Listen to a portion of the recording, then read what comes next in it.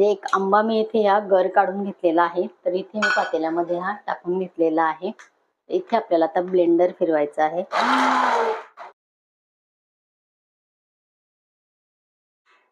इथे बघा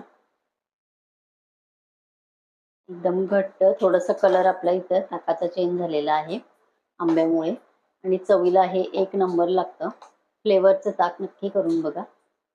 हे थंडगार फ्रीजमध्ये ताक आपण करून ठेवलं तर ह्याचं खूप छान चव लागते. ताक किंवा तुम्ही अगदी फ्रेश घरी बनवलेलं दही असेल तर दह्यापासून पण तुम्ही छान ब्लेंडर फिरवून आणि ताक तयार करू शकता.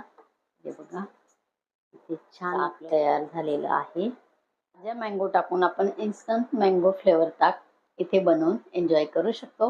हे ताक नक्की करून बघा, खूप छान टेस्टी लागतं. तुम्ही केल्यानंतर कधीही याची चव विसरणार नाही, असं हे ताक लागतं.